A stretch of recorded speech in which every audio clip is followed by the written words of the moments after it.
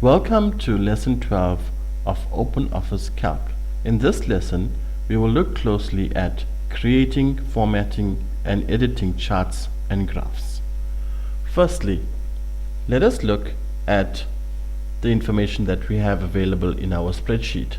We have car sales for 2013, we have the months, January right through to December, and we have the values for which the sales were for each particular month. Now I want to create a chart from this particular table. Firstly, I will click and drag my data range which I want to include in the chart. So that was from B3. I clicked and I dragged to cell C15. Thereafter, I click on the chart button and then the chart wizard appears. In this particular dialog box or window, we have the chart type which we can select from the range of chart types that are available. Some of the chart types that are available are a column chart, a bar chart, pie chart, area chart, line chart, and so on. Well, if we choose the column chart, there are different subtypes of charts that we can get. We can get the normal chart, we can get a stacked chart, or we can get a percent stacked chart. So I am quite happy with the normal chart, so I will select that.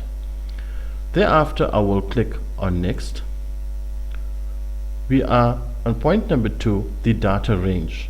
Now the data range has already been selected for us when we started creating our chart. It's from cell B3 to cell C15. So those cells are remaining absolute. It's from B3 to cell C15.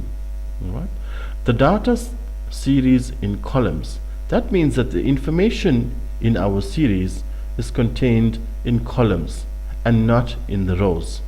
If I had to change this, the first column for months, and put it horizontally in the rows and change the sales per month and put them in the columns, you'll find that my data series will be in rows rather than in series.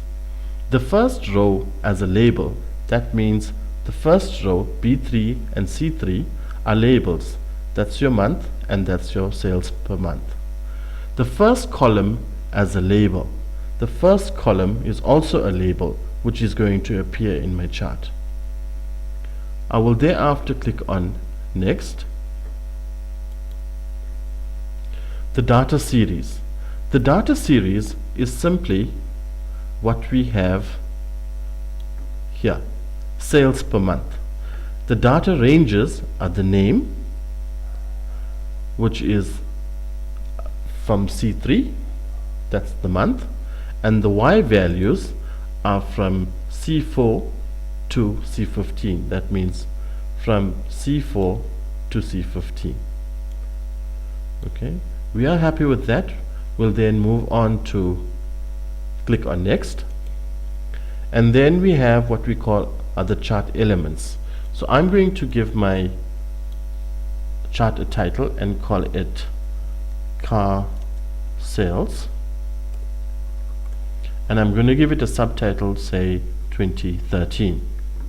On the x-axis of my chart, I have the months of the year, so I'll put in months,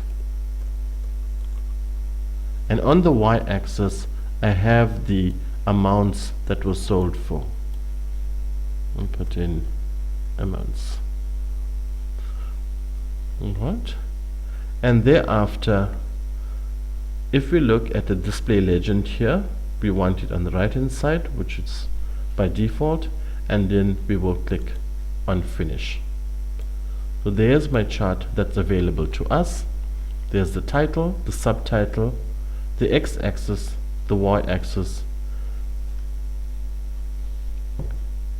and there's the legend available to us. Note that if I make changes to the table, immediately the changes will be effected in the chart. For example, suppose for month of January I sold for 500,000. Just enter. You will find that in January it is now 500,000, and I'm going to quickly change that to 100,000 and note what happens to the chart and how it is affected. So 100,000, and there you go. The sales for January has decreased in the chart to 100,000.